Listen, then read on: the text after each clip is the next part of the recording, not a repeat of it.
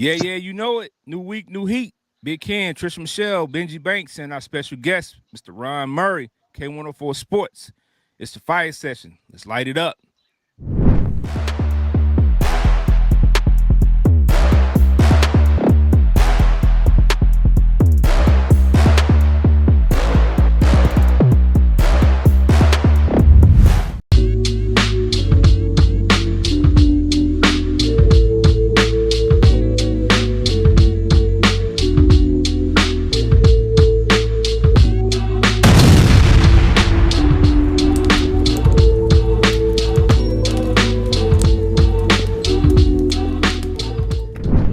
We here. We made it.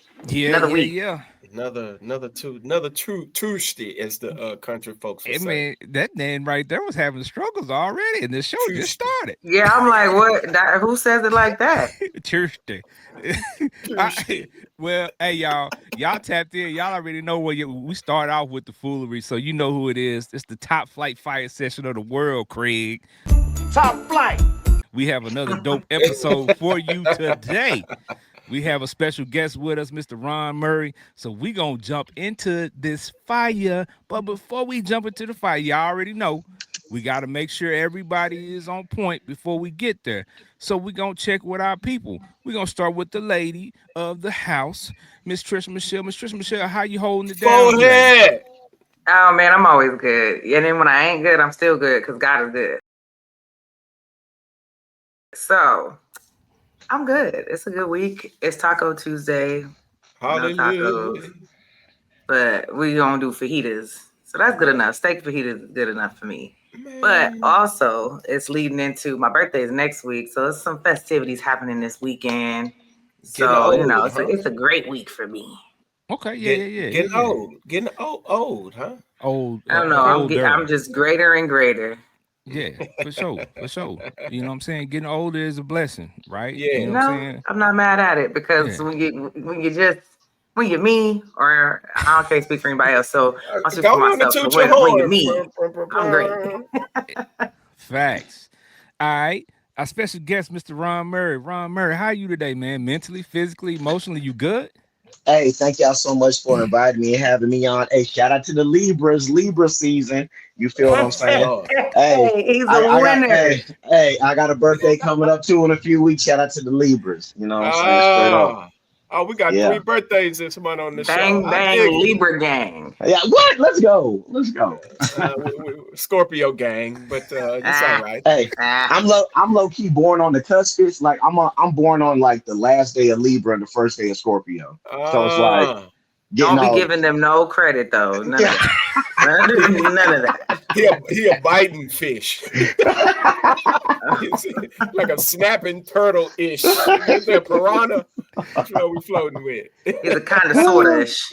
Yeah. Thank y'all for having me on. Yeah. No doubt. Glad to have you. Benji Banks, the man, the brand. You good, my guy? Yeah, I'm good, man. You know what I'm saying? You can complain about a few things, but you got to work them things out, figure it out, have some humble pie every now and then, you know what I mean? That type of stuff, you know what I'm saying? So, but you always feel it when you lose a little bit of bread, you know what I'm talking about? God dog it. Ooh, I missed that AMD stock. It went up $44 overnight. And I didn't get it. $70 would have made you $4,400. So imagine if you put $5,000 on that AMD stock. So I'm mad about that. That broke my heart, and I'm kind of still, healing. You know what I'm saying? From that, because that was my land money. You know what I'm talking about? So we just got to go on to the next one. But other than that, I'm straight. I'm good. All right. Yeah. What's meant to be will be. Yeah. I'd have been gone. It ain't meant for you to be gone right now. There you go. Well, hey man, I mean, I'm a firm believer in what's meant to be will be, and when it's your time, it's your time, man. So you'll get that bread when you're ready for it. When God says you're ready for it, man. Facts. All right, so y'all, let's fire it up. Let's get into this thing because Mr. Ron Murray is the interesting guy, man.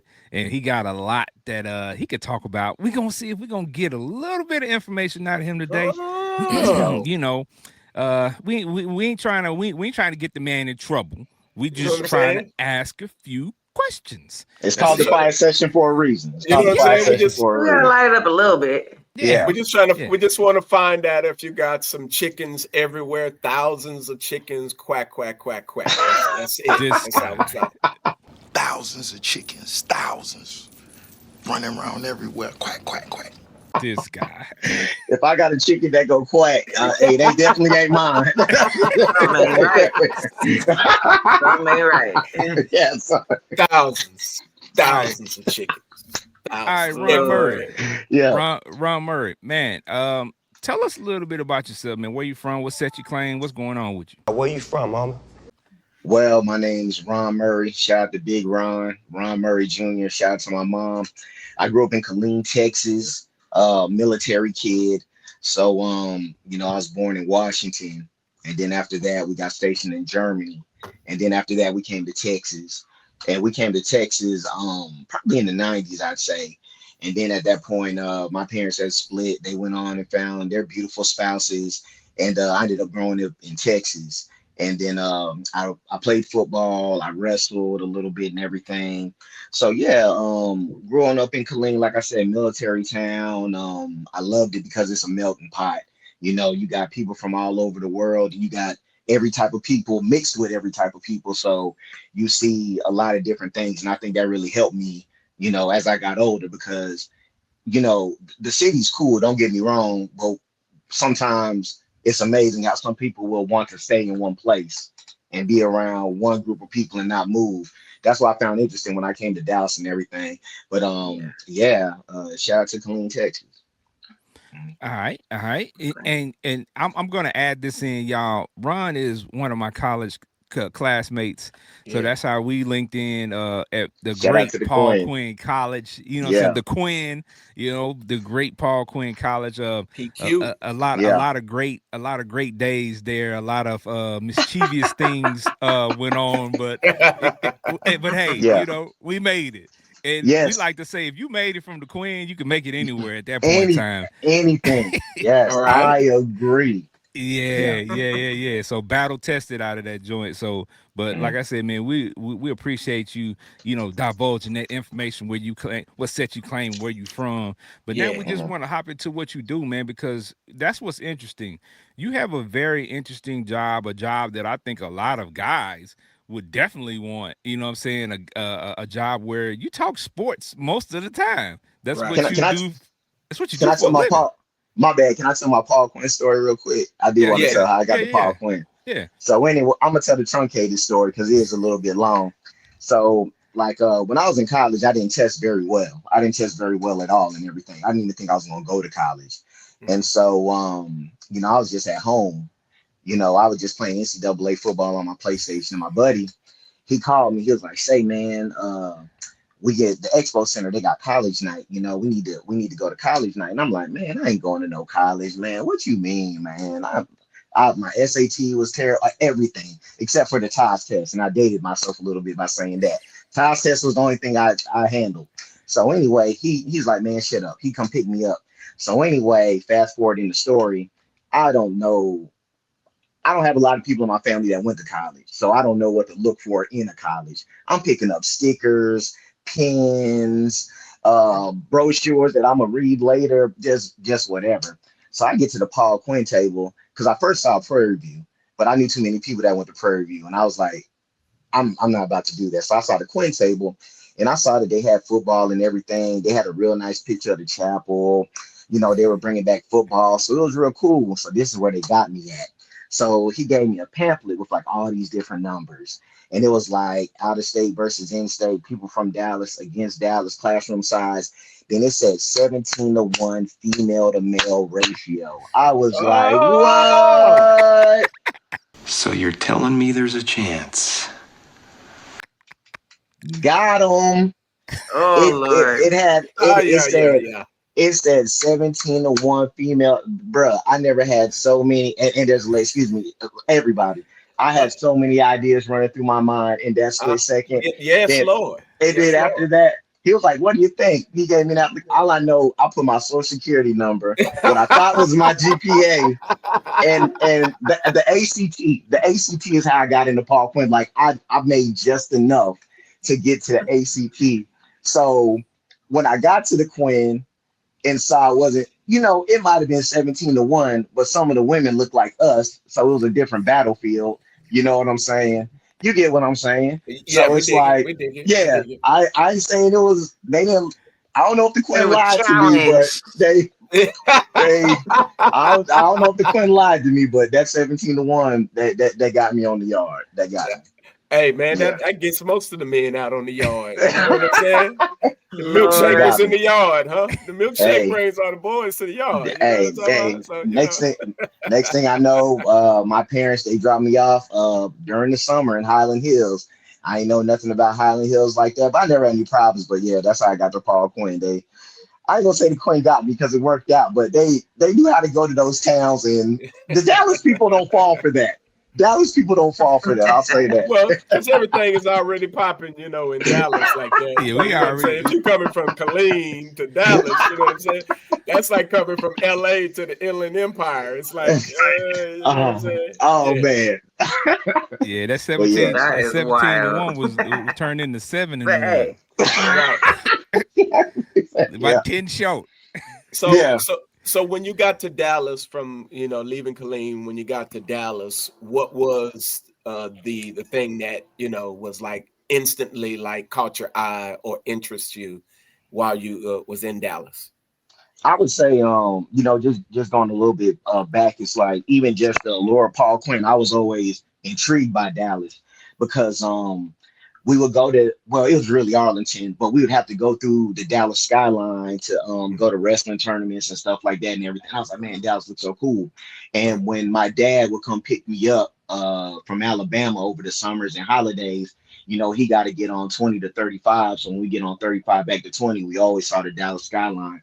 So that always intrigued me. And plus, like, I would say Killeen's a small city. Now, Right. someone who's grown up in the big city, Killeen's country, Yeah, but it yeah. is a moderate city to where like you got people from all over the world. So it wasn't like I was just, oh my gosh. But I would say what attracted me really altogether was opportunity because Right. like I said, I didn't have great scores as far as like standardized testing coming out of high school. I really didn't go to college until a year after high school because when I graduated, I went and lived with my dad in Hawaii because I wanted that experience. I always lived with my mom. I ain't lived with my dad. So I Right. went to Hawaii and lived with my dad. And then a year out of school, I was tripping. So like my mom, she made the decision to send me to the Queen, and the fact that they had on my paperwork it worked. So I think Dallas, it kind of just all lined itself up. And the fact of the matter is like when you come to Dallas, you can go to Dallas, Fort Worth, Arlington, Frisco all in one day and have 4 different experiences. And I Yeah. think that's what I always enjoyed about the DFW. You know what I mean? So I would say our opportunity mostly definitely attracted me to Dallas. Yeah. I could dig that for sure. Mhm. Okay. You came here, you went to the Queen, and you had that experience. And Mhm. then you actually were successful at the Queen, and you actually walked across that stage. Yeah. Yeah. So during Yeah. your time at the Queen, though, you had to. I ain't gonna tell no bad stories, but I'm just saying I'm gonna skip those. I'm just gonna say okay. So at your time at the Queen, you had to select a major, right? Yes. So what major did you select and why? So this gonna sound crazy, right? Because I think not trying to get like super godly or spiritual and everything, but it's almost like how it's like it was almost written because growing up I always wanted to do some in sports, but I never thought of myself enough to be a professional athlete. So I guess it's a level of realism I had, but I didn't know if it was going to be a coach. I didn't know if it was going to be an agent. I didn't know if it was going to be a scout. I didn't know if I was going to be a facilities person, but I know I wanted to do something in sports. So anyway, like I said, I was tripping, so my mom sent me to college, and I know I wanted to do something with communication and journalism because I would write stats down. I'm the type of guy, I would play an 82 game NBA live season. Like I'm one of those type of guys. You know what I'm saying? Wow. Like I was sportsed out. Like my mom, she still has like my little writings from like middle school and stuff like that, like I used to do. And she was like, to see you do what you do now is crazy. So when I got to the Queen, I kind of knew I was gonna be a communications major, but I just didn't know if radio would be the route. Because shout out to Cheryl Smith, because I give her so much credit, because if it's not for Cheryl Smith, I would say, like, you know, her Cheryl Smith's approach is like a steel fist, and well, it's like a velvet glove inside of a steel fist. It may hurt, but she means it because she loves you. You know what I'm saying? And I say she really prepared us to be in those spaces. So of course, being at Paul Quinn, radio internship became an opportunity, and I just said I was not going to go back home for the summer, because I played football my freshman and sophomore year. I walked on, and like I wasn't no superstar player or nothing. You know what I'm saying? I looked at that as my student activity, and it's like even playing football, like I loved. Like even though it wasn't D1, the stories, those experiences, I loved it. I know like, they're priceless. They got to be priceless. Yeah, they are. So after that, you know, the internship became an opportunity. I didn't go back to Colleen, and really, I didn't go back home after that. Like, of course, visiting and stuff like that, but I just made the decision to stay up here, and I ain't went back since. You're like, forget that. I'm good. But you kind of had in your mind kind of already what you wanted to do. So to be able to play football and be in that space, I'm sure that was kind of invigorating, because it kind of probably gave you a little foresight. Oh, it did. And it's like, and I'll be honest, Paul Quinn football was something I had never encountered in my life. Like, it was an experience. Like it, and it's like, rest in peace to the legendary Archie Cooley. Like, Paul Quinn football, like I was starting a Paul Quinn football documentary, and I'm saying it on this show, so it's gonna make me redo it. But it was a great time. But I just always knew I was gonna work in sports, and radio. You know, there's an old saying. It's like, you don't choose radio, radio choose you. And I think that's what really happened. And when earlier before we spoke, I talked about the precursor part. When I was younger, and I would go to Alabama to see my dad, and he would have to work. I would record myself on the radio. Like, you know, I would have a cassette, dub it, record it and everything. And my dad would come back and listen to it and stuff. Like, I'd be rapping, I'd be talking, I had my little buddies in there. So like, to me, it's almost so surreal that I was doing that in elementary school, not thinking of a radio career. And I done turned this into, like, I'm a radio man now. It's like, yeah, I cover the sports. I'm because of course it was the sports director. I'm the commercial production director as well. But it's like, I'm a real radio guy, and I never thought that radio would be a career, but you know, it's worked out. Yeah.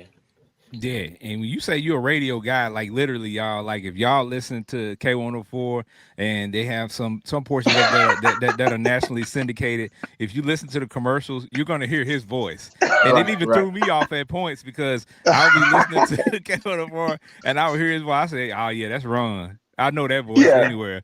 So yeah, I mean, for me, it's surreal too, because I saw, you know, a lot of the journey. So I saw from when it was in its infancy, from when he was doing his internship, and you know, Ron doesn't know this, but I always was kind of envious of him for taking that route. No, for real. But for taking a route that he did, because I wanted to do mass communications and everything as well, but I allowed people to talk me out of it, right? I allowed people to tell me, well, you know, you can do that, but it ain't gonna make you no money, and you know, all this other stuff. So I allowed people to push me away from it. But you know, luckily for me, these opportunities like this to start this show came along, and I was able to still, you know, push that passion out there with something that I wanted to do. But you know, I'm proud of him for doing what he did, for following his dream, and for following through and pushing, because I know it wasn't always easy, but he is at a point where he's that guy. Like, like literally around here in the DFW, everybody literally, if you know sports, you know who Ron Murray is. I got a little sizzle in the city. I got a little sizzle. Hey, and I like to tell people too, we'll get into it a little bit more, but I like to tell people too, if you talk to athletes from around here, especially these high school guys, they definitely know who Ron Murray is. When you bring up that name, they automatically know who he is. And I'm like, this dude's a rock star. Let's be honest. I appreciate that. Thank you. I appreciate that. Thank you. All right. So Yeah. let's jump back to the beginning of the sports media journey. So, like, Mhm. when you first got into this, what led you to the radio station that you actually ended up at, and led you to K104 now? So, like I said, that Paul Quinn, Cheryl Smith, she was over the communications department, and the internship I talked about that would always happen during the summer, and that station was Soul 73 KKDA AM, where you have a friend, rhythm, blues, gospel, and news, and so at that time, that was like Soul 73 KKDA AM is the precursor to K104. So if you're familiar with Willis Johnson, Cousin Lenny, Cindy B, Roger B. I don't know if I said Willis Johnson, Sir J. the Mellifella, R.L. Griffin, Judge Mary Ellen Hicks, Roger Boykin, K. Fully Love, who I know there's so many other people, but it's like a lot of those older people. Millie Jackson. I hope I said Millie Jackson. I worked on her show. So there were opportunities to work on that station. So I started on Soul 73 and I was on Talking Sports with Roger B. Brown because and shout out to the Wolf, Dr. Louis White as well, because he was the one that told me I need to go talk to Roger B. Brown with that. So I was learning boards, I was going overnight, and that kind of led to the point of where I stopped playing football because, like I said, I played my freshman and sophomore year, but there were days where wake up, go to the calf, go to class, go to the station, come back. Then I had to go to the station again because I kind of had a double intern because, of course, I had the Cheryl Smith intern, and that was midnight to 5, but I would go back during the day from like 2 to 7, 2 to 8, and like get extra game and learn things. So I would drive from Paul Quinn and I would go there during the day. Like I would literally do it twice in a day. So, one day I came and I was up 24 hours and RIP Coach Burst, he was like, come on, Colleen, that's what they called me in college. He was like, we got to go lift weights. Come on. I was like, I'm done, coach. Forget it. I'm out of here. So I was like I'm burnt at this point. I said, I'm done. And it's like, it worked out because I didn't think when I made that decision, but that was the right decision. So it was like, you need to go talk to da da da. I wasn't on scholarships. I ain't owe them nothing. I went to sleep.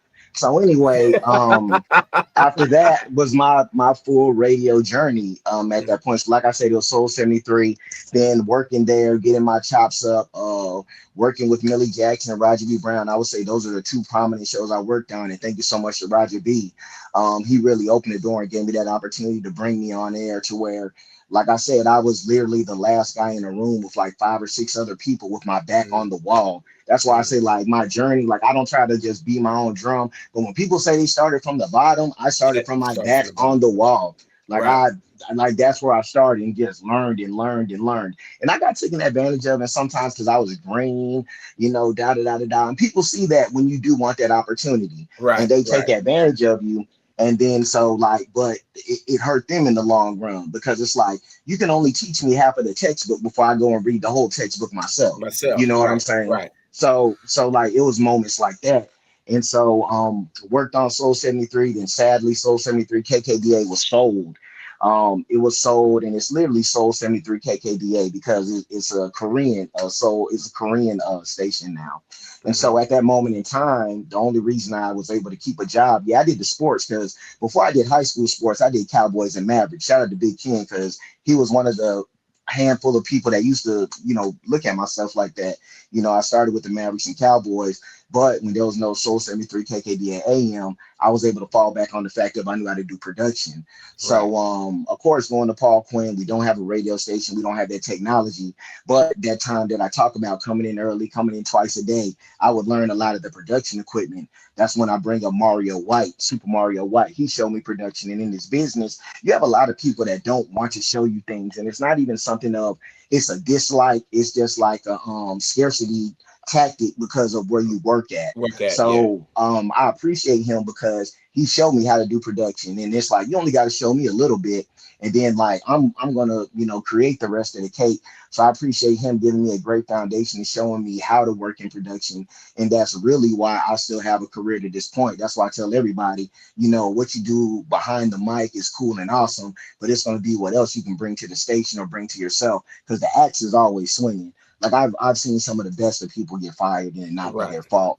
So That's it's just true. like you just have to make yourself, as versatile as you can. But so Soul 73 and then going to K104. But even that, Soul 73, K104 and KRB, it's all clusters. So before I just got the opportunities I did, I was running boards. I was running Soul 73 and KRB sometime at the same time. You know what I mean? I did overnight on KRB, and it would be so crazy because I would be at Paul Quinn.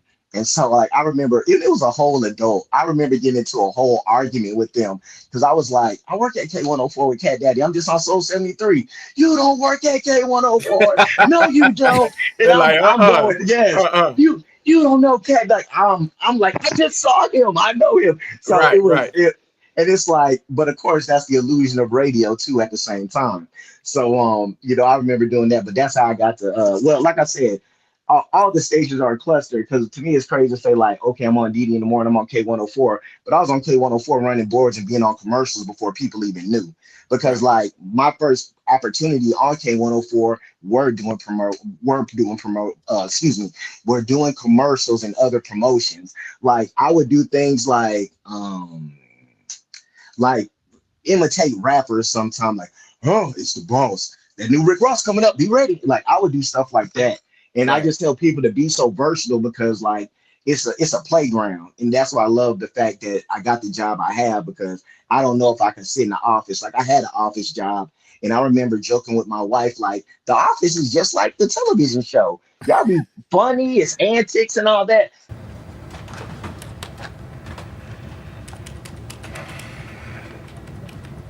Man, I had an office job. It was terrible. It was not funny. It was not funny at Like all. this ain't for Like me, like at this all. is, and it was like, because my wife was like, I told you. So, but that's how I, matriculated K104. But at the same time, I was on air. But when you explain it to people, it gets kind of confusing. You Right. know what I mean? So, Right. yeah. What would you say was the most challenging thing that you had to experience kind of getting your way to K104? I would say the most challenging thing is realizing that I had to put myself first. I think that's one of the most challenging things I had to because I think I'm a very gung ho guy. I think I'm a very teamwork, yeah, let's do it. Like I'm great at that. I don't put myself in front a lot. And there were situations where I did a lot of work, but no one knew it was me. So and it's no knock on anyone, but it's kind of like you can forget to put yourself in position with the contact versus everyone else. So then when you see the contact again, it gets awkward because you done gave away the information before creating that relationship, if that makes sense. Right. Because there are so many people that I connected with when I was on Talking Sports with Roger B. Brown, but I didn't build a relationship because I just gave the information away versus creating and thinking, I'm gonna wait my turn, I'm gonna wait my turn, I'm gonna wait my turn. But you gotta do what you have to do because everybody's not saying that people are even bad or mean. Like people just are Dog eat not going to dog, give you right? stuff. Yeah, people are just not going to give you stuff, and you have to create that. So I think that was one of the things I really had to do, and it was awkward because I never had any intent of putting my name on anything the way I did. Like this summer, I had a big 7-on-7, Ron Murray DFW 7-on-7. I would have never thought that the way I am now. So it's really like almost in a level of recreating yourself, and even then going to the people. Sometimes the people want to put you in a box. You know what I mean? They want to put you in a box. So with that, I do a segment called the High School Holler. Shout out to the big homie Hollywood Baby. And we shout out the kids. We have a good time. This, that, and that. So if someone hears the High School Holler, they don't realize me with Didi is the same person sometimes. Like real talk. Like people don't realize that. But before that, people would say he too crazy and wild on the High School Holler. We can't have him on air. So then it's the people thing. You get what I'm saying? Because you can't say I'm wild and crazy on air, but you just heard me read a whole commercial in the most eloquent of tones. You know what I mean? So it's kind of that is the people thing. So I would say that. That's interesting. Yeah. And I want to ask you, what's the biggest lesson that you learned from your time at K104 and at KKDA? Like, what could you say is the biggest lesson? Whatever's gonna happen, go out being you. Because they're gonna do whatever they want to do. So at the end of the day, man, I'm gonna tell you a story. You getting some real game. Man, I was getting harassed so hard about something one time. I'm not gonna get into it, but it was a level of, people say they bully because they care, but no, even in adult life, people want to be bullies. So anyway, it was like it got to a point where I was really frustrated. And I said, you know what? I'm gonna keep doing this. If it works, it works. If it doesn't, it doesn't. And I just rode with it. Like I haven't had a problem since. And it's just kind of those little things like that to where it's like I'm blessed with the benefit of that. I don't have to put on a suit when I crack the mic. I don't have to put on a mask. I'm Ron Murray. I don't think too many people that even know me in real life would say I'm too different. Now, granted, I feel you need to know someone in a creative space. You get what I'm saying? Right. Because it's like how I'm at Paul Quinn, I may not be the same at the station because it's a different energy and atmosphere what's going on. Because it's like I'll run into some people and they be like, I didn't even know you talked because we didn't talk. You didn't talk. You don't talk outside of there. Yeah, exactly. You chill, you relax, you calm. Exactly. Yeah. We had no moments where we needed to do this. So, I would just say that. But yeah. That's interesting, man, because you gotta kind of cross-reference and be a different person in that space. And people just don't know you. So sometimes someone told me sometimes being humble ain't the best best thing.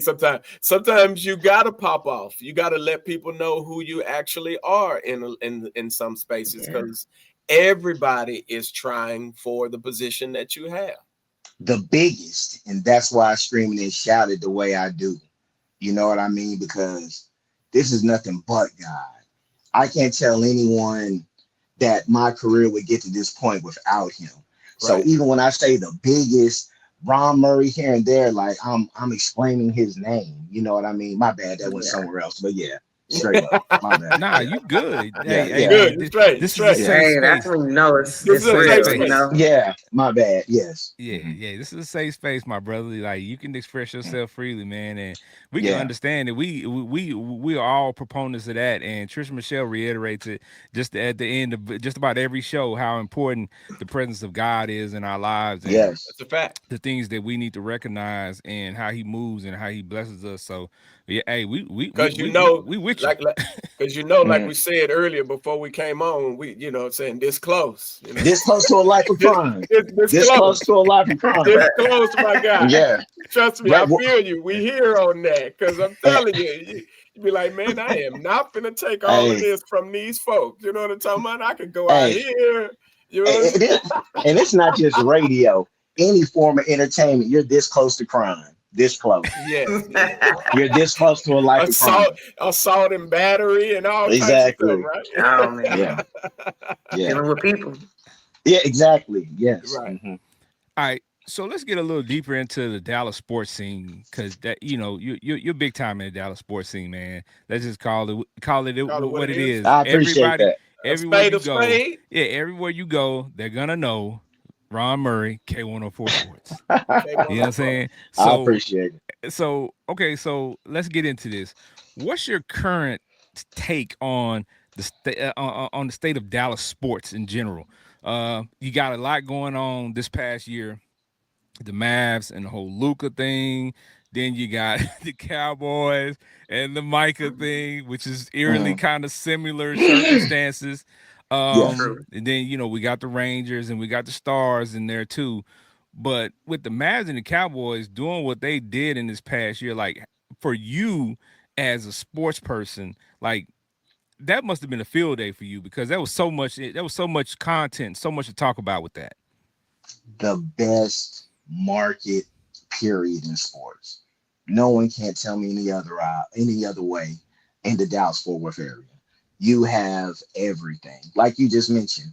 Bruce Bochy getting fired by the Rangers, which I don't think they should have done. Then of course we're still feeling the remnants of Micah Parsons being traded, but the Cowboys, I still think they're going to slide into a wild card spot. I still believe they're going to go to the playoffs. Then you look at the Mavericks and what they've done. Of course, them now. I'm not saying I'm low key an NBA lottery conspiracist, but they got Cooper Flag. You know what I'm saying? And I feel again, along with that, WNBA, Paige Beckers. And I think when you look at the Dallas-Fort Worth area, we're looking for that next crop of stars, I feel. Right. Because let's look at it. the 214 era is over. To me, that's the Dak and Zeke era. To me, right there. Right. That like that era is kind of coming to an end. So now we have to get ready and see what that next era is going to be. Then you throw along with that SMU football. Now, granted, they lost more than a lot of people expected. It's like they're part of that wave, and the fact of how they've been recruiting Dallas Fort Worth kids and even TCU. So like this just whole area right now is popping, it's bubbling, and it's really no stop. And then along with that, the way everything's just building, the Metroplex is going to be bigger than the New York metropolitan area in a second. So, it's Dallas is the place to be right now. Hey, man, it's a lot going on. Definitely. Mhm. What would you say is the current hottest topic that you discuss about the Dallas sports right now? I know football is popping, high school football. We got college going. Basketball is now back in. What is the hottest topic on the scene out there now that you discuss often? It's flag season. You know what it is. It's flag season. It's that time. It's Cooper flag time. Dallas Mavericks. All right. I think that's the biggest thing. Now, Cowboys are second because they're surprising people. And what is Dak at this point? I think Dak going to throw for 5,000 yards. So I would say that's the second. That's the next part. But it's like it's Cooper flag. Like that's the biggest story right now because Rangers, their season's over. Cowboys, I think Cowboys are going to be the Cowboys, but I think people will be happy, especially if the Cowboys are over 500. But Cooper flag, especially him having the opportunity to play, and I think him playing without Kyrie early is good because when Kyrie gets the ball, we know what he do. You know what I mean? So Cooper Flag's going to have that opportunity to have the ball in his hand. And Jason Kidd, he already talked about having multiple ball handlers when it comes to the Mavs this year, with the exception of probably I don't know, you may see some pick and roll with Daniel Gafford and D Live, but it definitely has to be Cooper Flag right now, in my opinion. Hey, that's it because he's a young phenomenon. So, and especially with how that transpired and how they got him, there's so many layers to that. So I'm sure that's the talk of the town out there. So I could dig that. But we got to see what it's gonna look like on that Dallas Maverick floor, that American Airlines floor. We got to see it. Mm-hmm. Oh yeah, it's gonna be fun. All right, we're gonna see. We got football going on still, and you mentioned Dak and how you think the Cowboys gonna go to the wild card, and we'll see what happens there in the playoffs. But do you believe that Dak is that guy or what? I feel at his age, Dak is he's playing enough where everybody's happy about it because this year the offense is gonna throw for a lot of yards, and we know Dak can do that. And along with that, we can't act like Dak has been bad in the NFC East. He just hasn't won in the playoffs. Like Cooper Rush beat the Commanders last year. You know what I mean? Like Dak has had very good games. So like we've seen how the NFC East isn't that big. So that, and I think it's not going to surprise me if the Cowboys beat the Lions. It's not going to surprise me if the Cowboys beat the Chiefs on Thanksgiving. Especially we've seen how many teams can they can go to a point with having a high power offense in a lackadaisical defense. Because even the Chiefs are Chris Jones and a bunch of DBs. You know what I mean? That's their defense. But the offense, they know when they get on the field, they got to do it. Because, hey, we saw what happened in the Super Bowl. Right. Hey, you check out the offense, their defense can't stop nothing. So. Right. Mm-hmm. All right. Well, yeah, that's a good question, Trisha Michelle, because let's just let Ron know. Okay, so we have these conversations on the show because, of course, I'm from Dallas, Texas, so I'm a Cowboys fan. Trisha Michelle is a Philadelphia Eagles fan. Okay, big dog. Okay. And Benji used to be a sports orphan. He used to be Benji the sports orphan. He just landed. Yeah, that was my name. That's the name I gave him, the sports orphan, because he didn't have a team. But now as we went along one season, he kept proclaiming the 49ers. So he actually claimed a team. So he's no longer a sports orphan. See, Ron, what you got to understand is I grew up in Texas. So I was bullied into being a Dallas fan. You get what I'm saying? You're in that circumference. So you know what I'm saying? You had no choice. But secretly on the low, I was rooting for the Niners. You get what I'm saying? And anytime anybody asks a question, I'd be like, you got to refer to my brother. He's the only one. He's my oldest brother. He's the only one that knows secretly I was a Niners fan, right? So I left Texas, came to Cali, and I'm like, I got to rep. But, I got tired of Jerry Jones, man. You know what I'm talking about? I hear you. I got tired of Jerry. You know what I'm talking about? I hear you. He can talk a rock off a cliff. But you know what I'm talking about? It's just too much. I felt like I was an abused fan. You know what I'm saying? All this time. I hear that. So I became the sports. All the whole time you wasn't even a fan to begin with. That's what really. So I had to go back to my true self. You know what I'm talking about? So, you know what I'm saying? So that's where we stand at. So now, no longer the sports orphan. You know what I'm saying? We roll with the Niners and we let it be known. That's what's up. Yeah. We proud of you. And I can't be too hard on him because he's a Niners fan. Shout out to my cousin Johnny Holland. He's the linebackers coach for the 49ers. Okay. So I can't be too hard on Benji. And of course, Benji's my cousin too. So he ain't got no choice. Have that. He ain't got no choice. Right. All right. So Ron Murray, what's the wildest interview or locker room moment you've had? Because I know you've been in the locker room in the NBA and NFL. What's the wildest experience? Oh man, I know I'm gonna forget some too. You're gonna after this, you're gonna be like, dang it. Yeah, because it's like I have to sit down because it's like when you I always appreciate relationships with athletes because at the end of the day we're both doing a job, but you can get to know people. You know what I mean? Because I feel at the end of the day, they're humans that play sports at a high level. So, hey, there's pros and cons about them, just like us. They're regular people. So, they have their days.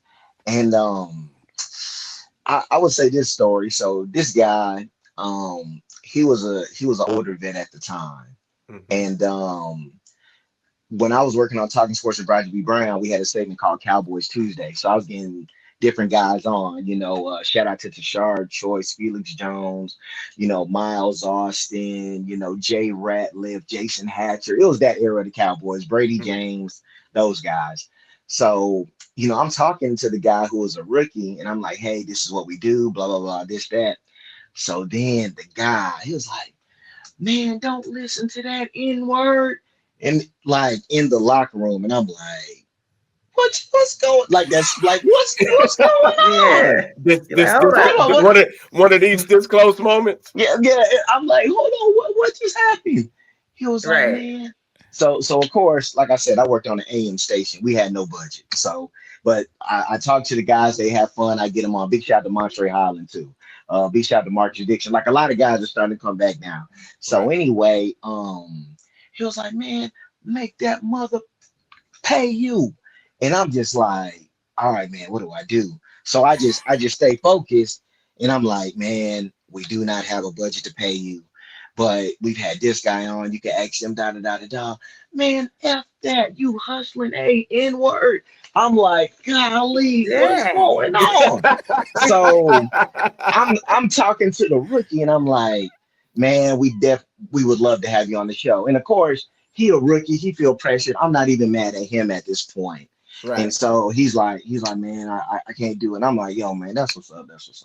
So then the dude just was like, yeah, you hustling, And it's like, when you're in the media, you're in a lose-lose situation. Because even when you argue, that goes against journalistic principles of not making yourself the story. And even then, there's no point in getting physical. Even if I would have cussed him out back and forth, I would have lost in the process. Right. But I feel the biggest thing was I was still in the locker room the next day.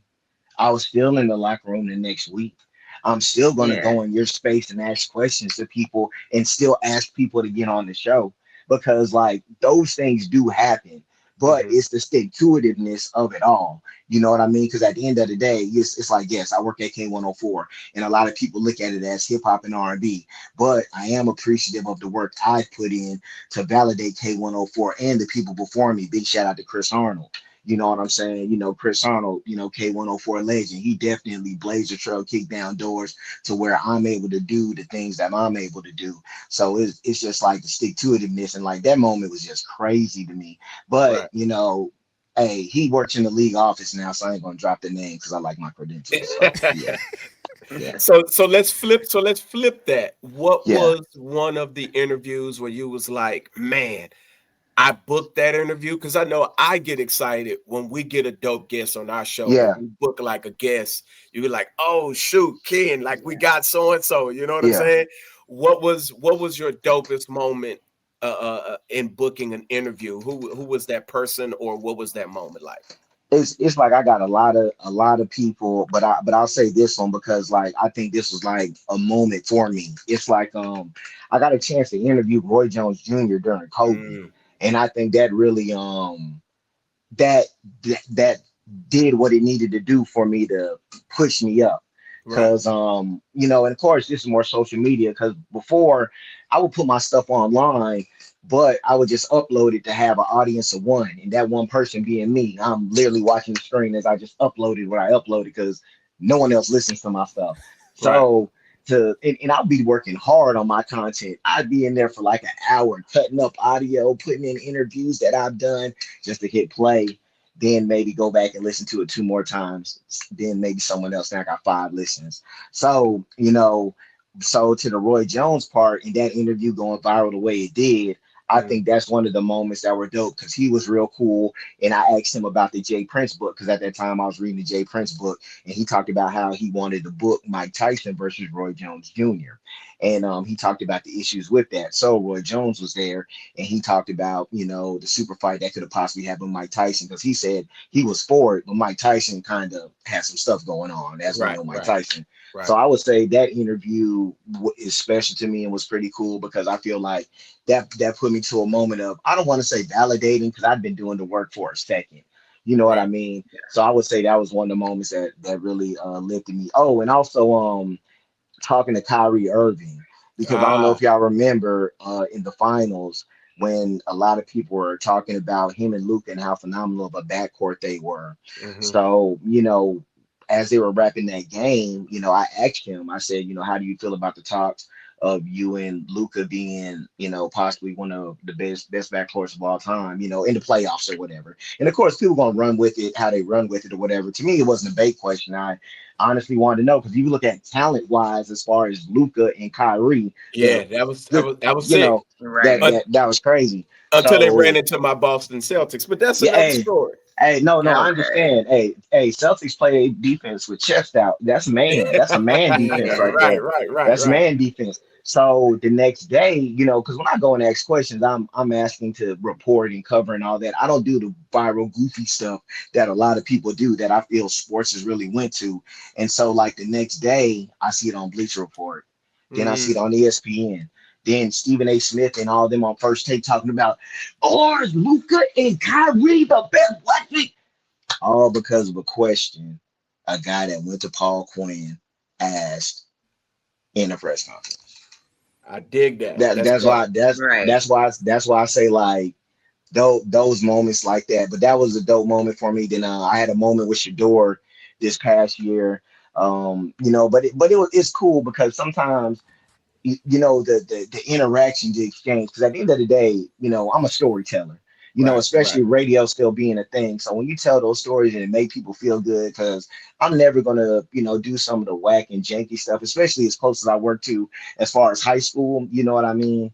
So but there are a lot of great moments that, you know, that I am appreciative of, you know, in regards to that. Yeah. Hey, I could dig that, man, because I know that those are proud moments, man. Especially when you're working and when you coming from the ground up and you look back 5 years, 10 years, however long it's been, 15 years, and you can look back and say, man, I used to do that. Now I'm doing this, man. I know it's super gratifying. Yes, and that's why I appreciate Big Ken having me on, because he's one of the people that have seen it.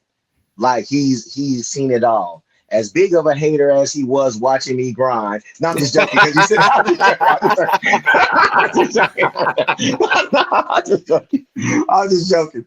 JK. But no, that's why all jokes aside, that was just a joke. But no, I appreciate people like Ken because they saw it. You know what I mean? And it's kind of like doing the internships, going in early, not getting paid anything. You know, those holidays. Like I was at the Quinn on holidays because I had to go work. You know what I mean? So it's like I would be there, then I would go home, and it's like, granted, at the end of the day, you do sacrifice a lot because there are some things that I just don't remember happening because I was just so, laser focused in regards to what I wanted to do and everything like that. So yeah. All right, so Ron, we talked a little bit earlier about you doing the high school sports and being involved with the high school athletes. So what made you so passionate about getting involved with high school sports in the Dallas-Fort Worth area? Man, that's a great question because I kind of wonder where it came from too. Because, like I said, I wanted to do professional sports. I wanted to do Cowboys and Mavericks, and I did that early on, but nobody was checking for it. I'd be at Paul Quinn telling people I'm going to Cowboys games, but it didn't matter. It didn't matter. So with the high school stuff, and the station came and they asked me because they needed some help. And K104, they've done a great job for years with Friday Night Lights, even before I came on and things of that nature. Big shout out to Cat Daddy, another person that I tout highly and show love to. We do the K104 Beast of the Week, and big shout out to Amy Witherite and 1-800 Truck Wreck. We're able to donate thousands of dollars to so many different high school football teams in the area. But I think what really made me passionate about it is the community that comes along with sports. Because I feel, especially at the prep level, the high school level, each place you go is a snapshot into that community.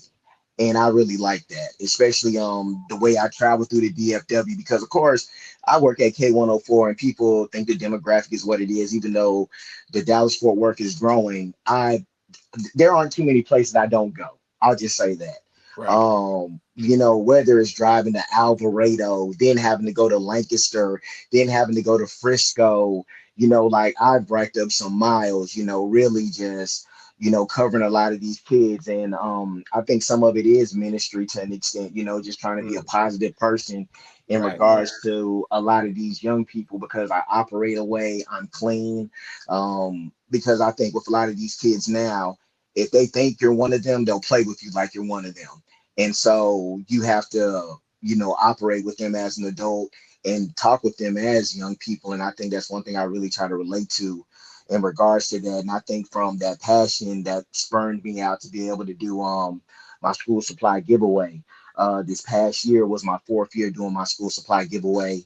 And thank you to Pinkston High School. Thank you to Seguin High School, because Dallas-Fort Worth, I love it here. I feel this is where I really became a man at, have a career. My wife's from here, and I always want to find a way to get back. So I'm appreciative of Pinkston High School, Coach Stovall. She was like, if there's something you want to do, maybe we can, figure something out. So I appreciate her to be able to give back to the West Dallas community. Coach Joe Gordon at Arlington Seguin, be able to give back to the South Arlington community for the past 4 years. And I'm happy for so many sponsors. And that was such a blessing, because even as I gathered so many different materials to give away, big shout out to Dallas Baptist. That's where I went to grad school. They always show me love. Sean Smith, 91 Ways, always consistent. So many people told me they were going to do things and didn't do it. But the people, even though it was smaller numbers, they did enough to bless me. And I feel that was such a blessing. So many people told me they were going to do something, but it was the smaller number group of people that actually did it. And to me, that's why a level of this is, ministry in a way. Right.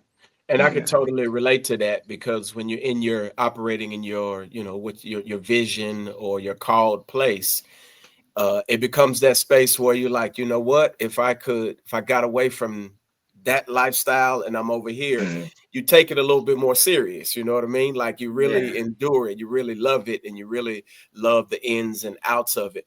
What would you say is in the high school football space is the best part of the high school space for you?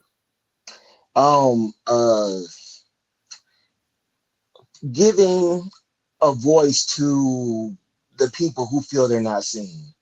And I remember I had a moment one time. I was in South Dallas. One of my young guys, they were having a camp, and I pull up to support a lot of places.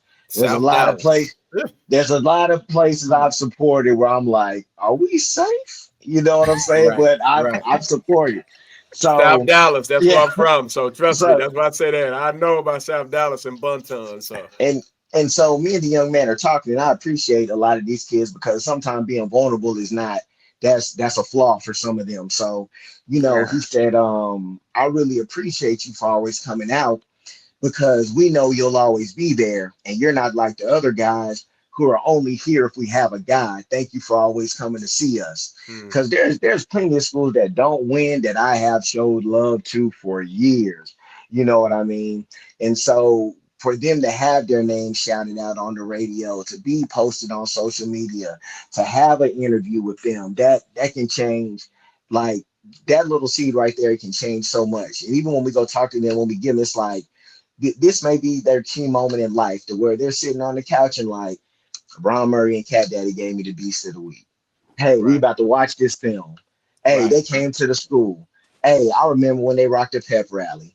Hey, Ron Murray gave me $100 to help for books. You get what I'm saying? And it's like, and I just throw that out there because it's like, sometimes you get deep seated into the community in a lot of ways. And it's not even saying that I'm looking just for a pat on the back or whatever, but there's going to be a point of where they're like, you're part of us and we're part of you. You know what I mean? So that's why I say like a lot of the high schools. Now, granted, you got to be fair because you're covering them. Now that's what you do because you don't want for it to get awkward and it's like where you're slanted. You're still the media because, like I said, when I do help, I think I've helped everybody. Well, a lot of people. Like I've shown love. Even like I said, the Beast of the Week promotion. Like I try to show love to those programs, especially like we talk about South Dallas. $1,000 to the great James Madison hits different than some other places. You know what I mean? So being able to help with things like that. Hey, that's dope because that the appreciation level hits a little bit different when it's needed as as much. So that's pretty dope though. Especially when you shout out South Dallas, man. That brings a lot of memories up and it kind of takes you back. You get what I'm saying? So yeah, but man, shout out to for you for supporting the inner city. So they told me don't go to the South Dallas Super Bowl. Now I can't miss it. I love it. Love it. Can't miss it now. Yeah. I love it.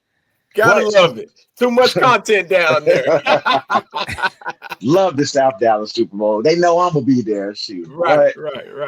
Yeah. And it's very dope with what Ron does too, because me not only being from this area, but also having two sons who play high school football in this area. And being able to run in the run at the games and to just kind of observe him and what he does and the effect that he has on these young men, because they get so excited when they see Ron. They go, oh, that's that dude from K104.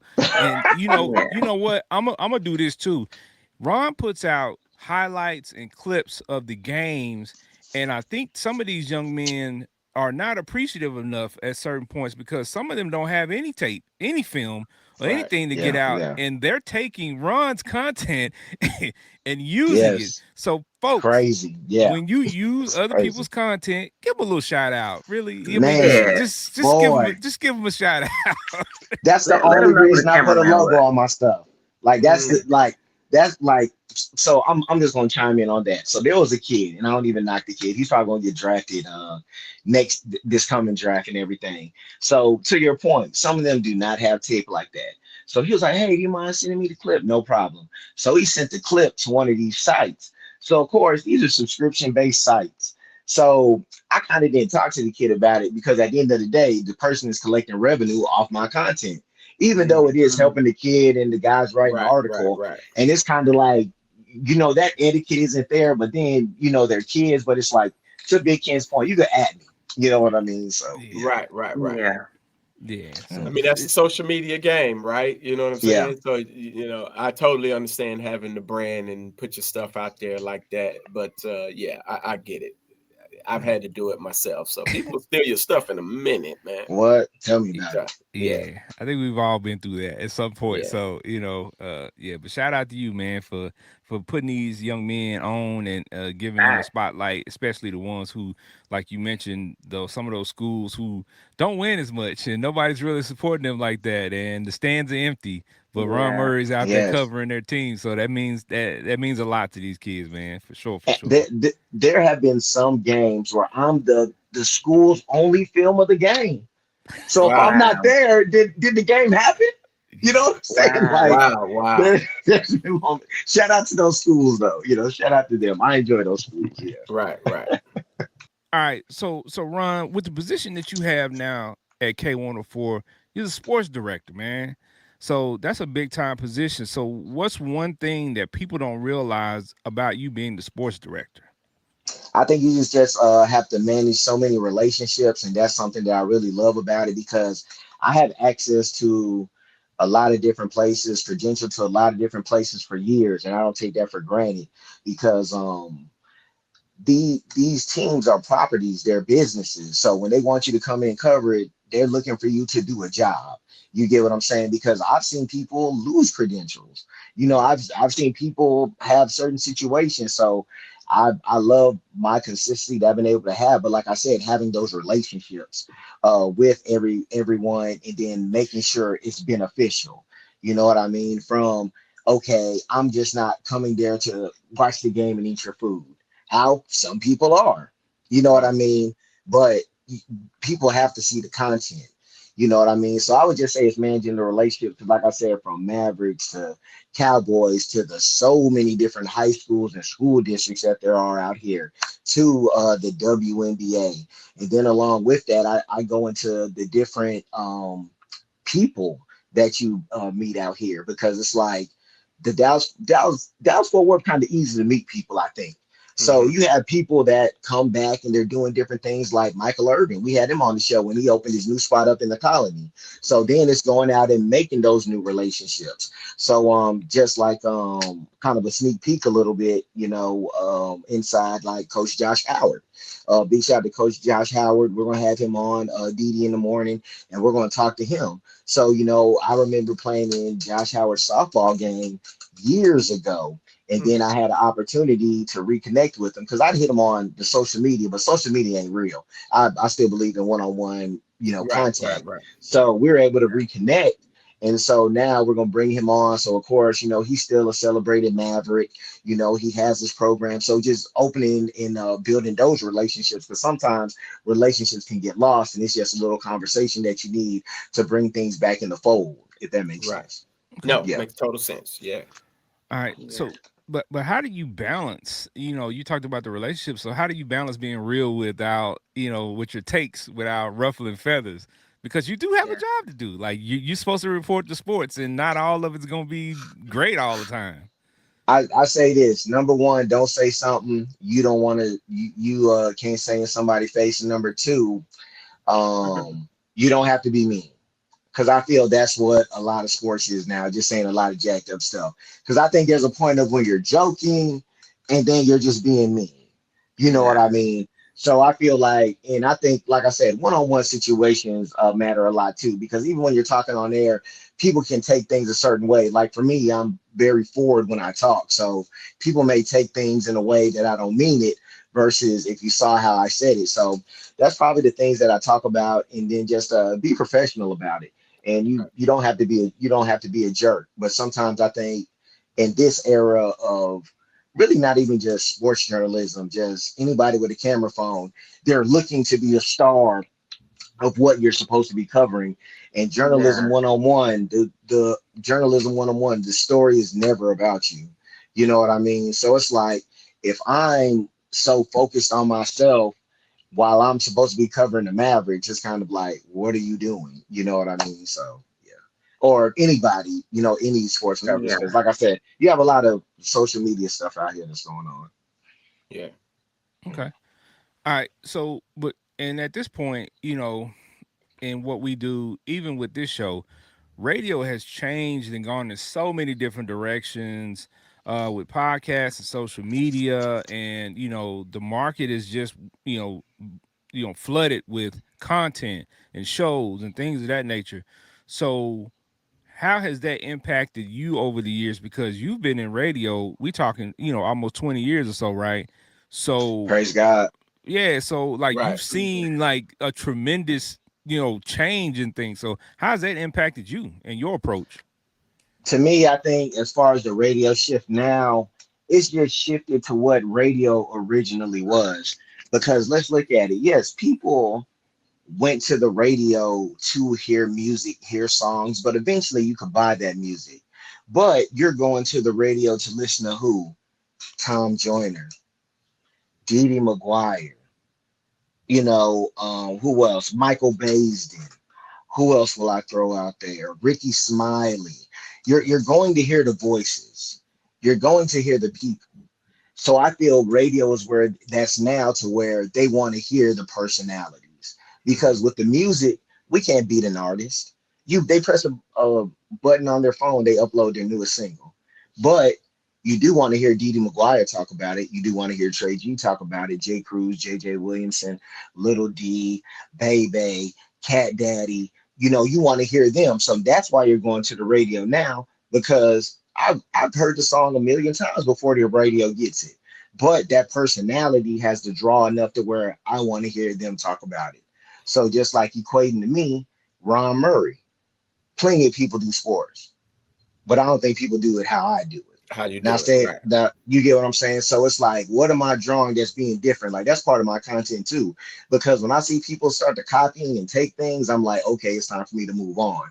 Even if it's trial or error, I don't want a lot of things to look the same, because I know that I built something and now and I say this in so much respect, because radio is not what it used to be. And the way people are migrating to the DFW, K104 may not be the name that it was in the 90s, because 90s was Dallas, versus I could be in McKinney talking about the Beast of the Week and the whole family from Pennsylvania, generations at this point. And they're like, we just never heard of K104. Right. But that opportunity I'm creating, you see Ron Murray.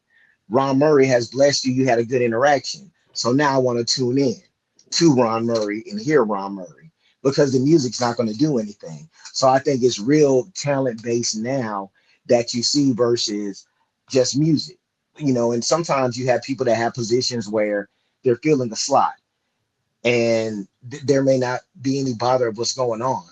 But when you're able to be in a spot and make the most of that situation, that's when you're going to be able to elevate. So like I said, it just came back around, and it's about the talent and what they're putting in the mic versus the music. Okay. Yeah, I mean, it's an interesting stance that you've taken with that, and I didn't look at it that way. I really didn't. I really didn't look at it that way. But now that you described it that way, I'm like, oh, okay. Yeah. You know what? I can see that. I can see that now. Definitely. I hope I didn't go around the world, but I had to explain it. No. It's all right. You made people think about it differently. So you provided a different perspective. So I like that. It was like, okay. Because there'll be some people that come up and they're like, man, you on with Ricky Smiley. And I'm like, no, I'm not on Ricky, because the radios move so far that they really think it's almost the same in some ways.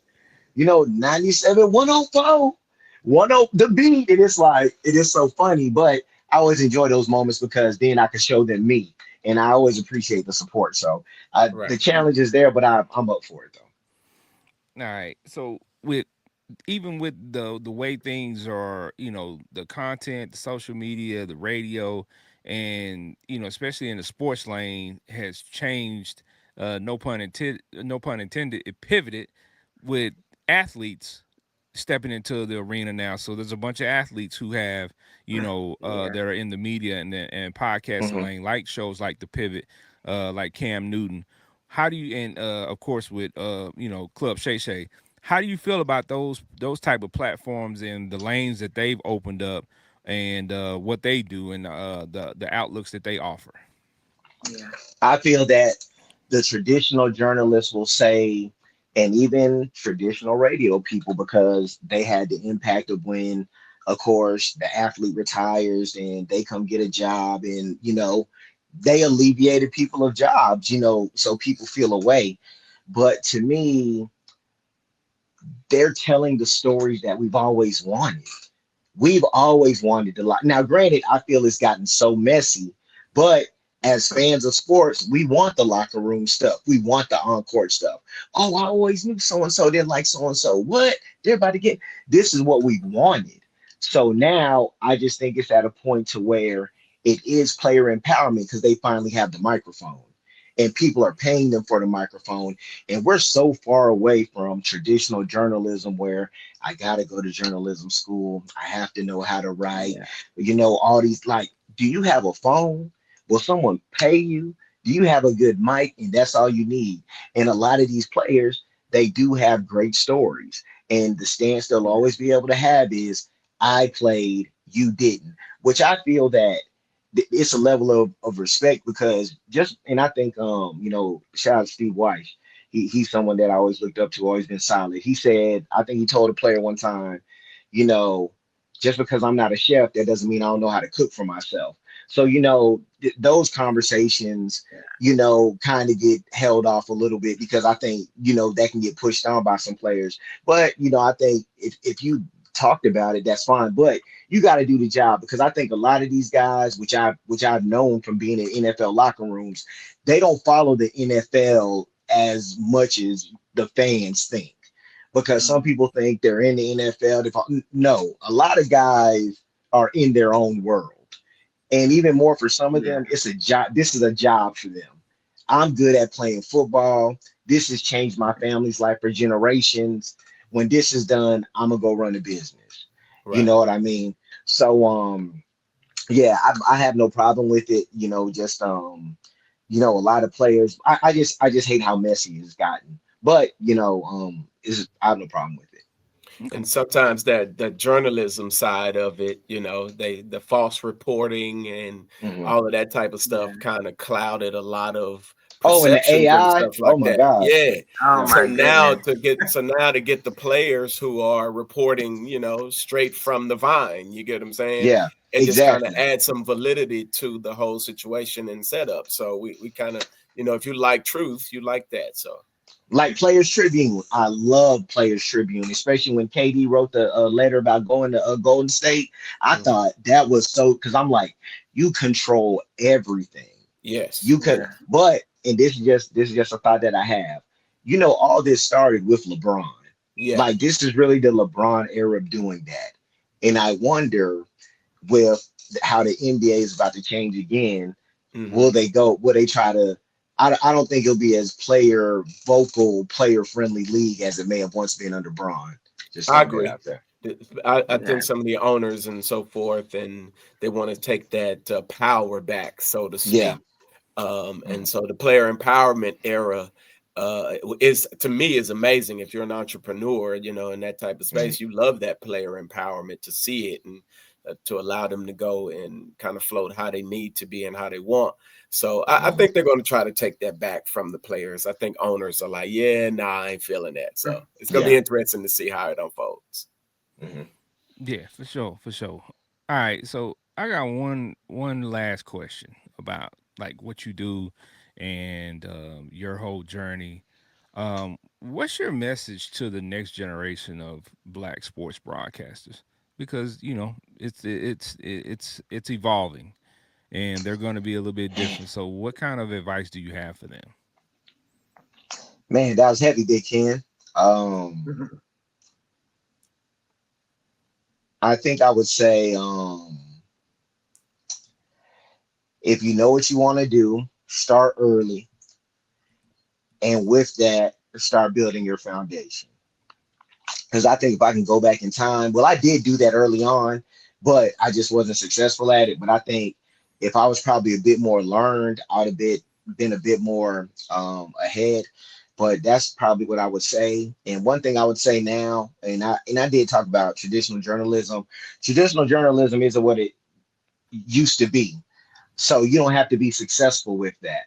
So however you can be successful, go ahead and do that. But at the same time, what are going to be your ethics and morals? And I think that's what a lot of people have to think about in this space and time, because we know what gets the clicks. We know what gets the clicks. Like I'll just tell you something for real. We're at the media scrum at the Cowboys, and someone made a joke of like, hey, who's going to ask Stephon Diggs about Cardi B and stuff like that, And it's like, you know someone's going to ask you, but it's like, do you want to be that guy? You going to get the likes, and there are people like that, and I don't knock them. because there are people that do that, but it's like you're going to have to figure out what are your ethics and morals. And even like I talk about on the high school level, I don't post fights. I've never posted a fight. Right. I've deleted stuff. I will never do that because I know the impact that it has with a lot of kids in the communities and the games I cover that I've seen in real time. And so there are some people who don't care and they have kids and they might have kids at the school. And it's like, you so thirsty to get you understand these are kids, right? But I know you wouldn't have recorded your kid if they were out there, but you want the likes, clicks, and views though. And I think a lot of us within the culture, we look at ourselves in a way when we're cynical, when we do post content anyway. You know, sadly, I hate to say it like that. You know, we always question what we post. So I would say that'd be the biggest thing. But start early, build a foundation, have good relationships, and that moral and ethical point, just figure out where you want to be with that. Because you know, it's the wild, wild west now. You see how podcasters have obliterated the lane of what blogging, traditional, like you've seen ESPN. They went away from the big name guys, whatever. They do have some NFL players, but they got a lot of podcast guys, especially on the radio side. Yeah. I knew a guy that was a podcast man. He's on ESPN. Salute to him, my guy Q. He does stuff with the Raiders, and it's like it just shows you how, you know, things change, and you have to be able to keep up. So yeah, but that would be my words to them. All right. I dig that. Yeah. That's definitely solid advice. Trish, Michelle, Benji, y'all have any other questions? Nah, I think we've had an amazing space. For me, I'm soaking it in because to hear the Shador, the Kyrie, and all of these, the Roy Jones interviews and all of those. Man, we don't have enough time to dig into the rest of that. Hey, I'm on it. I know I those appreciate the interviews were time. dope. For sure. You took us on a beautiful journey of just how you got to where you are, and it's just you know, just hearing it is like amazing. So I'm excited. I'm taking it in too. Right. No, I appreciate y'all. Thank you. All right, yes, so we had an amazing interview with our guy Ron Murray. But before we get up out of here, y'all already know we got to tap into something a little different before we wrap up, and we got to take Ron on our adventure with our favorite segment, new segment we call Broke Chronicles.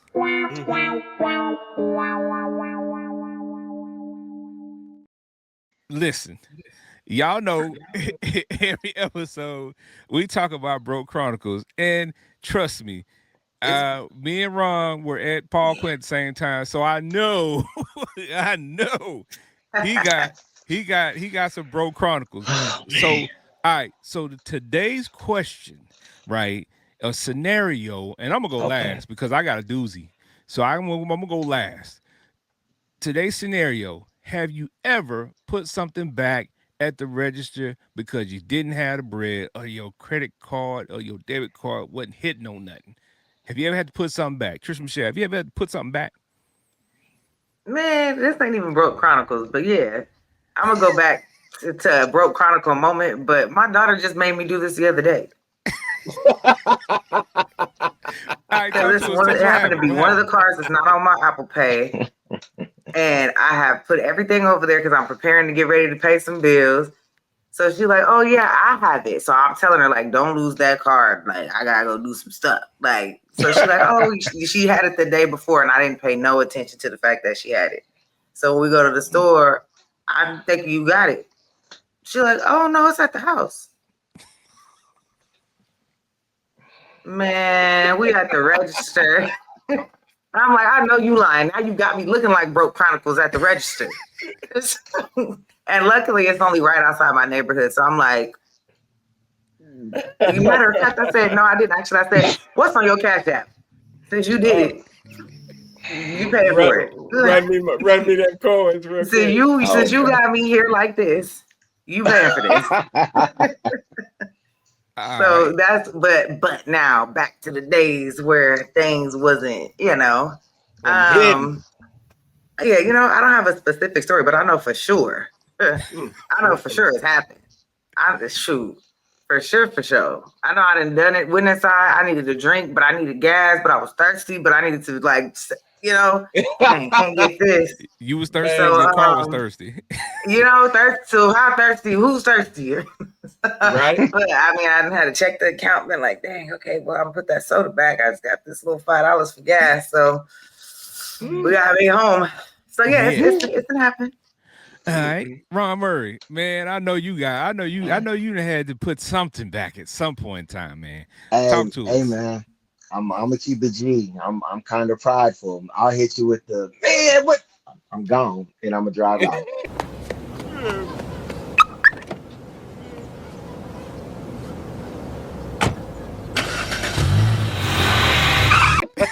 I'm prideful. I'm not holding that L. I'm not holding that. Oh, dang, man, hold on. Gone. I'm done. Let me get the car. What's in the car? Gone. Oh, my wallet in the car. Let me go get it. Then just don't come back. Dip. Facts. That's man. Exactly. Look at you through the window. That's exactly me right there too. You say, gotta go. See you next time. That's me right there to T, because I got ego, I got pride. You know what I'm talking about? And I knew I just hey, low key, that's a smart way to back down and get on out of there. I'm not mad at that one. Hey, you gotta know. You know what I'm talking about? Just hold on. I'll be right back. You know? Yeah. And I do got a Broke Chronicle story at Paul Quinn though too. I got one. So anyway, we living in the dorms, shout out to us that survived, Wells Patterson. So we had a racket. So we would have an empty Hawaiian punch jug, and I would put the jug in my backpack, and then I would go to the caf and get a bunch of cups, and I would pour. We'd have Hawaiian punch one day. We'd have root beer one day. We'd have orange one day. We had tea. And so I got to, I was playing football too, so they let me come back. So we got like 4 or 5 jugs in the caf of just soda. Just now, granted, we could only put like 2 in the refrigerator because the refrigerator was small, but it was lined up against the wall and everything like that. So we were getting them jugs of soda. Then we got busted because the joker put his whole jug right under the faucet at Paul Quinn. He put his jug right under the soda thing. Wow, he said that's when you get lazy in your craft. He messed it up. But our Broke Chronicles, we had those big Hawaiian punch jugs. Hey, we used to fill them up. Yeah. From the cab. Man, yeah, I already know. Been through some times and some struggles, but yeah, that dip move, that's a good one. That's a good one. Yeah, that's crafty. Yeah. It's very crafty. That's me to a T. So keep your pride. Hey, you keep your pride intact. You good. I mean, head up. You walk away. I never had that situation. I wasn't there. You know what and now that I know I ain't got it, I'm gonna drive to where I know I got it. So be good. Hey, listen, I'm gonna try to talk my way out of this. You know what I'm saying? Can you spot me on the 7 cent? You know what I'm saying? Like real quick. I ain't got it, man. All I got is 99 cents. You know what I'm talking about? Can you just, especially if the ladies on the register, you like, hey, can you spot me on that little 7 cent? I ain't got it. You know what I'm saying? So, hey. She like, yeah. So Benji, that's what your story is, man. Did you do the same thing? Yeah, I'm a dip guy. Like if I ain't got it, I don't care where I'm at, I will play it off. Like, I'm at the, little vending machine, you know what I'm talking about? You done swiped your card, you know what I'm saying? And you ain't got it. It's lunchtime. You know what I'm saying? You right there. And it's like, hold on, you swipe your card and that joint don't go through. So you know what I'm saying? You sitting over there at the little vending machine joint, you know what I'm saying? You're trying to get your and somebody's behind you waiting on you to finish. You know what I'm saying? You're like, man, I know I had like $5 on this joint, right? You know what I'm saying? And you keep swiping the card. So then you go on your app and you check, you know what I'm saying? The little machine done took like 20 cents, you know what I'm saying? Insufficient funds, and you ain't got it. You know what I'm saying? So you just sit down, you know what I'm saying? Now you're eating your noodles. You know what I'm saying? You know what I'm saying? And you know, been fronting all day. You know what I'm talking about? And you sit down at lunch and all you can eat is some noodles because you ain't got it. Man, that's a hard space to live in. So that's mine right there. But that instance when you on lunch and you ain't got it, and everybody behind you, and they like, man, you need to hurry up. We only got 30 minutes on this joint. Like, what's going on? So yeah, that's mine, man. I've been there before. So yeah. All right. Well, I got a doozy to close it out, right? Mine's is simple. I went into a store to purchase some condoms. I didn't have my wallet with me and I didn't have the money, but I didn't want to forego the activities. So I just put the condoms back and left. And that was in my 20s. And a few months later, I found out I was going to be a father. How about that? Oh my God! Wow! Thank you. End of the show. Let's wrap it up. Because I didn't. He mic dropped us right now. Welcome to the world, baby boy. Because I didn't. Right. All right. Oh, that was fun. Your boy was born out of poverty. Hey, man. Born out of it and right into it. He said, well, raw it is. Yeah, baby, I like it raw. Man, say, you know. Yeah. That was funny. Yeah. All right, y'all. Well, you've been rocking with Big Ken, Trisha Michelle, Benji Banks, and our special guest, Mr. Ron Murray, on the fire session today. The fire doesn't stop here. Catch us next week with more heat. Make sure you like, share, subscribe the content so you don't miss a next session, the content, or anything that we put out there, because we appreciate your support. Drop your thoughts and everything that you want to say, everything that you got popping off in the comments. We want to hear from you. Thank you for your support. Until next time, stay lit. It's the fire session. Peace. Bye.